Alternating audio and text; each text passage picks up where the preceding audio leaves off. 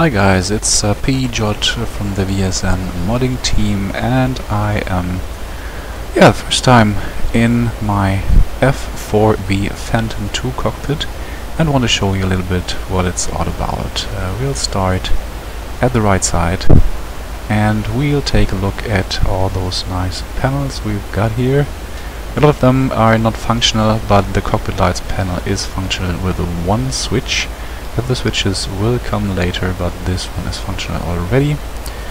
And as you can see right here, it's the little switch where I just went the cockpit inst light on off. You can switch it on and off and you will have lighting when there is electricity, which is not here right now. Those panels are not functional in the moment. They will be later on, or partly later on, we will see. Here we got the comms panel, which is very important for you because we've got working comms.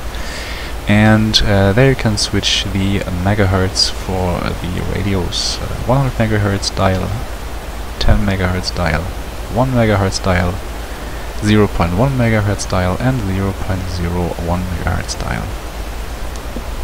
Those dials are a little bit different. The first 4 work from 0 to 9. I'll just switch them for you one time through. I'm mistaken, the first one is just from 0 to 3. This one is from 0 to 9.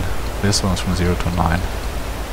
And the next one is from 0 to 9. Also, the last one is just 0 and 5 because you don't need that much there. Here we got the very important generator panel with 2 switches, as you can see. They're pretty important since they need to be switched when you want external electricity or if you want to use your generators. You can switch them up, generators, down, external, middle is off. Okay, now we just take a look around with the cockpit and see it's I think it's not too bad. You can take a look at it, it's not so bad. And here we got the normal campus, basically campus, our combining glass with the gun sight, angle of attack meter. It is mirrored here, so you got a 2 if one goes dumb. Here we got the RWR, the clock. Somebody told me there is no cockpit without a clock. Here's the true airspeed indicator in knots, where a typo is present or still, but we're gonna fix that one. Here we got our radar altimeter. This one is our speedometer, more or less. We got that hand showing speed in knots, and we got the little one in Mach. Then we got the backup angle of attack, and down here we got the G meter, as you can see. And now we are going to the left. This is the wheels indicator. It flashes, more or less it just lights up when the wheels travel, are not in or not out. Here we got the missile selector rotational. Right now it just goes clockwise. Here we got our main horizon, artificial horizon. And if you take a look, we got a little red flag on the left side. On the left side, that flag will go away once we've got electricity switched on, so you know it is operational. Yeah, down here we got the HSI, just another campus functionality right now. Other functions will hopefully come later on. Here we got a lot of switches, which sadly don't work right now. They will partly, but this one works.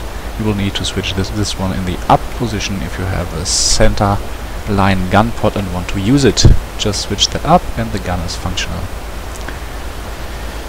Moving on, altimeter, and here we got the little QNH, which you can switch, but it's in hectopascal, it's not in inch mercury. Then we got the varimeter, and here the standby campus. Again, little red flag. When it's gone, it's functional. Here we got our fuel quantity selector. It's our indicator. It's the hand shows the internal fuel and the little numbers show the complete fuel with external tanks in 100 pounds. Here fuel flow left and right, then RPM left and right, then temperature left and right, since we have two engines, and nozzle position left and right.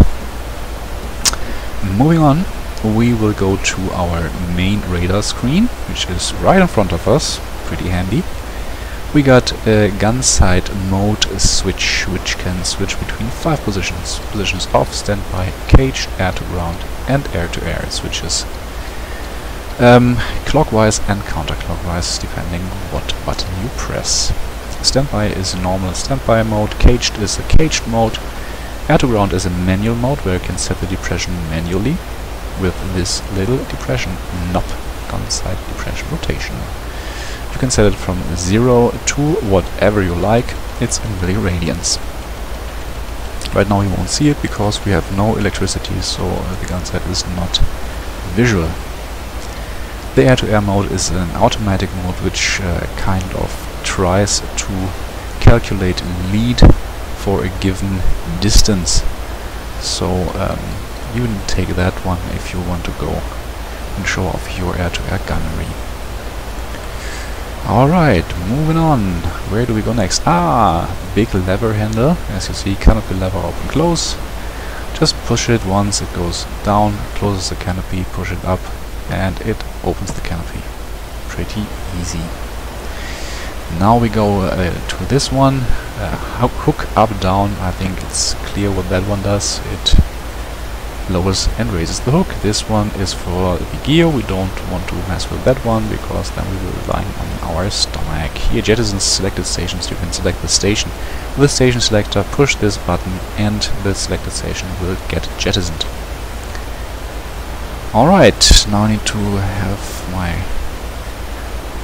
head in the right direction. There you see the indicator for the gear, indicator for the leading edge and trailing edge flaps.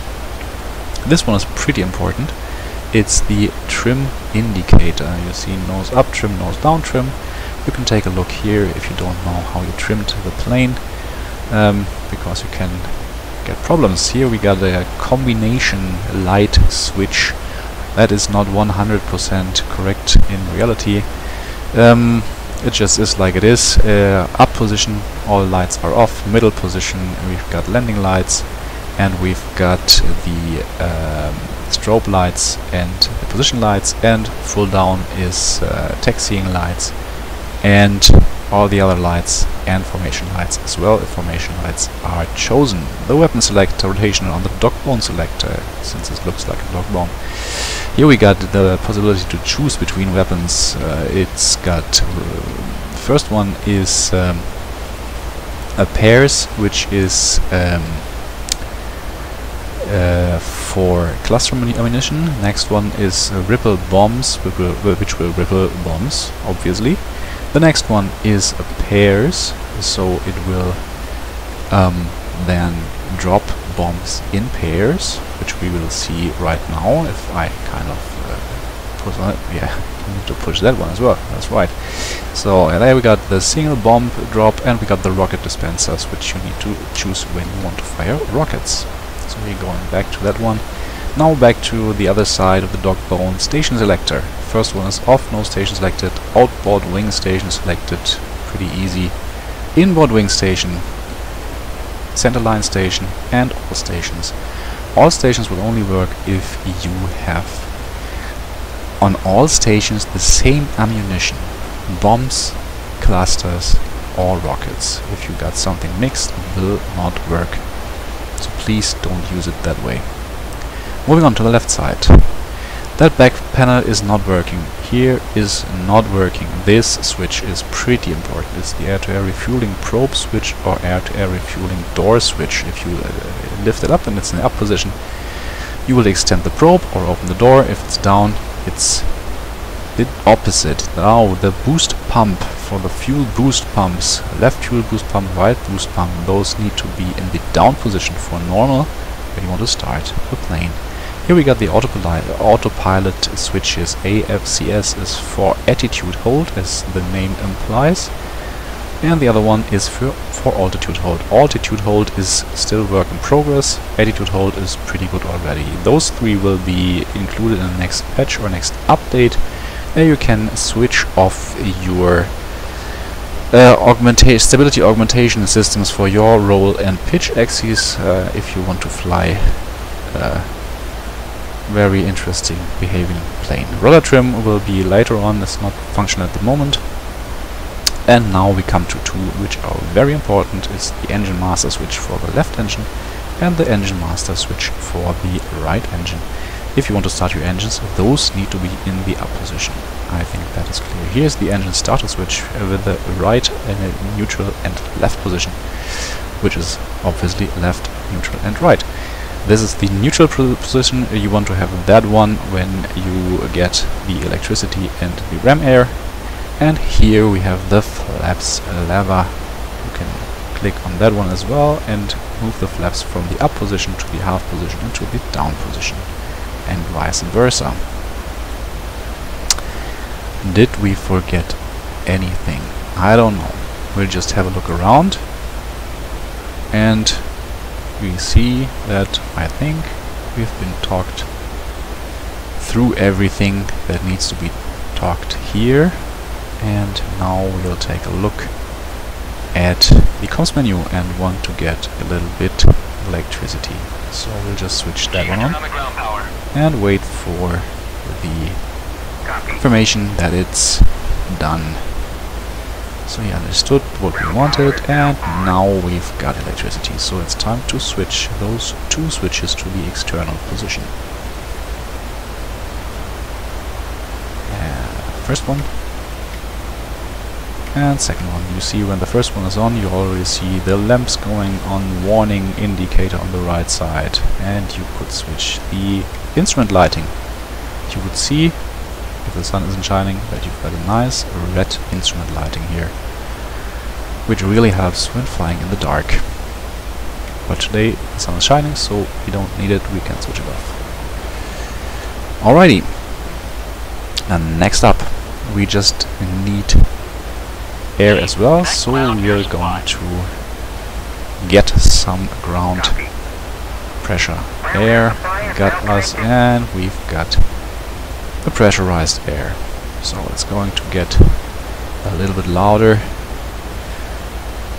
soonish.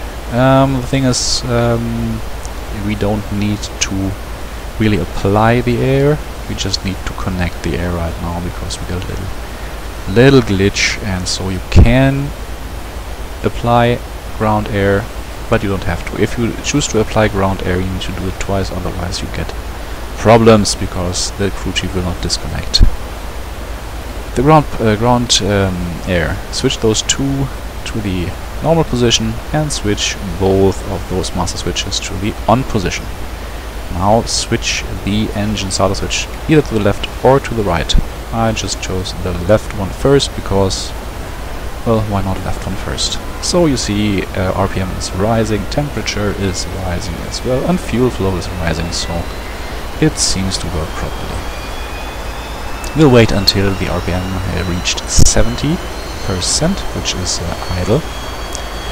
Here we see the fuel quantity indicator has moved since we have electricity as well, and shows our full fuel and internal fuel. So we got 70%, which is idle thrust, and we can just switch the lever to the other side, or the switch to the other side, that's better. And we'll take a look at the right engine, and the right engine is spooling up. As we see, temperature is looking good, and fuel flow is in the normal region for and J79 that is slowly but steadily spooling up to idle 70%. And there it is, 70%, both engines running, everything is looking pretty solid. We can switch the generator switches from external position to the generator position since our engines are running. So now we are running on internal electricity. We'll close the canopy because we don't want to fly without it. We got some very nice looking mirrors, but we'll just get rid of them for now, since they will cost us some frames. We can switch on the gun sight just to have a gun sight, which is nice to look at. And the cage position will not do anything, and we have the RWR and the radar, which we can switch on. I'll just show you the commands for those two. Toggle radar on off, you have to toggle the radar on off, and toggle RWR on off to toggle the RWR on off. Pretty self-explanatory, I think. So we'll just do the radar, and here you see our radar screen jumps to life and our RWR as well. Since we are right in the sun, the RWR is not that good visible, the radar could be visible very good. Now we're taking a look at the commands we need for manipulating the radar. Here is the Zielmarker, which is German for target designator. This is a lock on target, this is cancel the lock. You need to bind those 6. You need to bind that one as well, that is radar scan zone up, radar scan zone down, since you want to move your antenna up and down if you need it. Those are the degrees, like off 15 degrees left, off 15 degrees right, 45 and 45 from your position. Just a little reminder where everything is. Now you got like a lot of little numbers next to your TDC cursor, let's call it. And you see you can move it left right and move it up down. If you move it left right, this number will not change. It is the number which shows the distance from the locked target, or from the target you want to lock to your plane. It will go to 10 and it will go down to 0. Why does it go only down to up to 10? It's not because we have got such a great radar, but we've got the radar scale set to 10, so max range is 10 in this setting. If we set the scale up with radar scan zone up, we will get a longer range. As you see, 20 is the next one.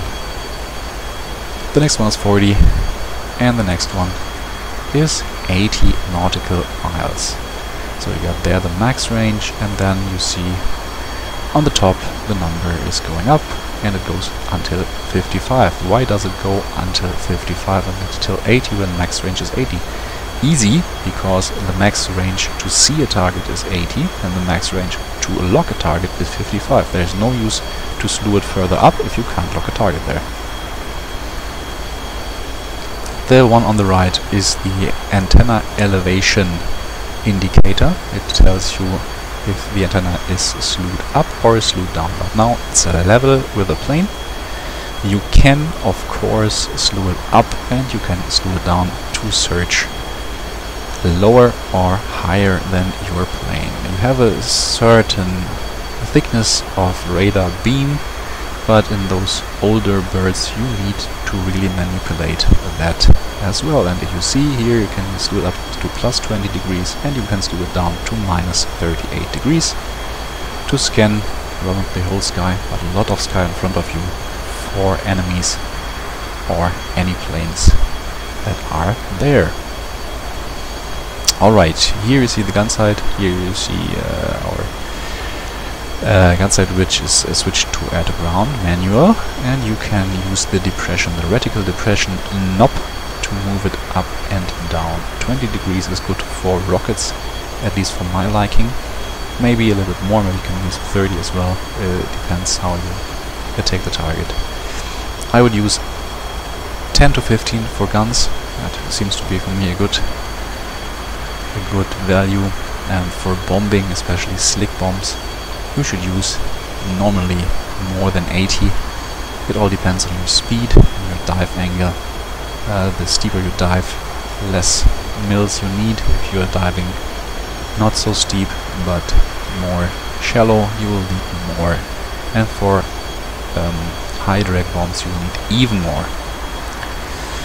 So we'll just pull that one up again, because we want to try and make a little carrier launch to show that as well, since that is what the F4B was meant to do. It was meant to be a fleet defender first off, and then adopted a lot of different tasks as well, and proved to be pretty good at those.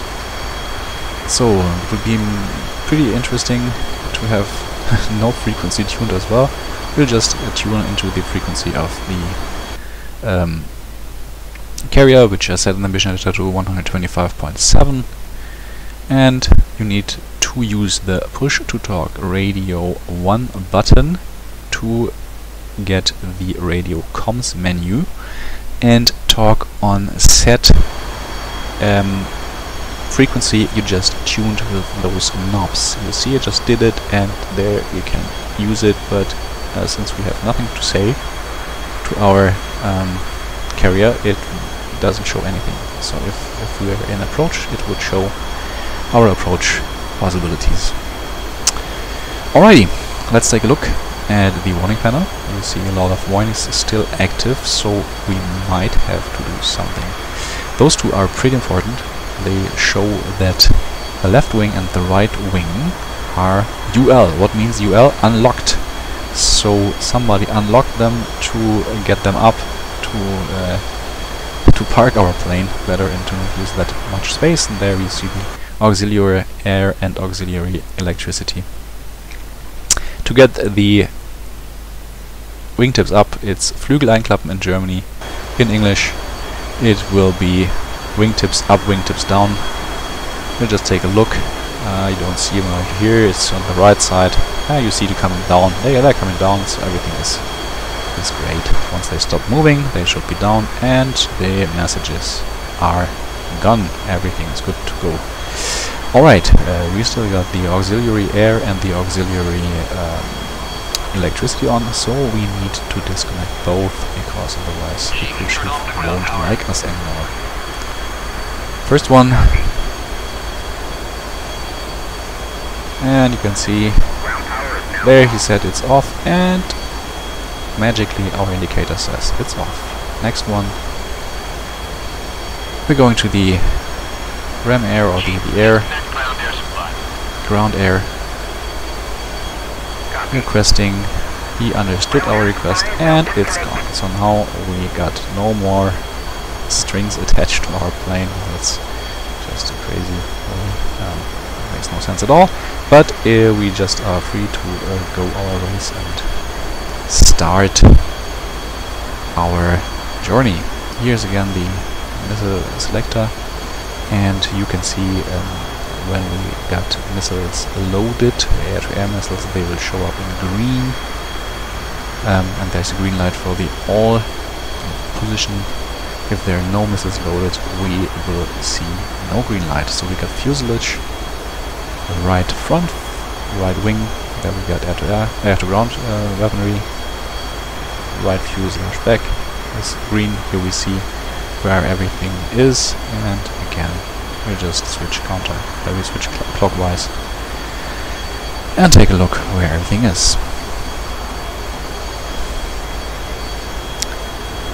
Yeah, we've seen that already, and those two we have been manipulating as well. Special thing, if you want to drop air-to-ground ammunition, please don't move the missile selector to anywhere other than the off position. If you have it somewhere else than off position, you will get problems. So please set it in the off position and then use the dog-boned weapon selector and station selector for air-to-ground weapons. Alright, so we'll take a look at the inputs. Because we need the nose wheel steering in this plane, we will need to press and hold the nose wheel steering button. When we do so, there will be a little indicator flashing up in the indicators box, which will say nose wheel steering engaged. If we let go of said button, it will disappear. So we know when it is engaged and when not. Well, we should know it anyway since we press the button, but might be useful when you start binding your buttons. Just take a look if you bound it correctly or if it's not correct. So we are going to taxi a little bit around, doing a little bit of big circle anyway, but I think we got it right.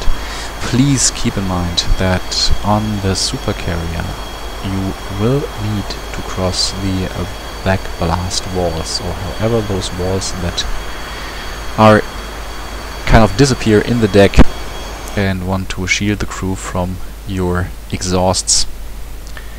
That you need to go over them with some speed. Okay, here you see the launch bar toggle command. You will need that one, since our flight director said we need to lower the launch bar. Just use the command, since there is no clickable for it. Now those strong guys in the back just pushed us right onto the cat, and we can go over the sled and hold there. I will use the command for launch bar toggle again when he says that we have to raise the launch bar. So we'll do that right now. And we are hooked to the cat. You see, everything is good and we can start. I would advise to set flaps to the position number 2, so full flaps, because you'll need a lot of lift when launching from a carrier. Alright, flaps stage 2. Now we can spool up. Yes, we are spooling up. Everything looks good. Everything is nice. You see, RPM's looking good, and we can salute and hopefully get a clean start out of it. Okay, it says check, check, check, everything is good, and now we're good to go, and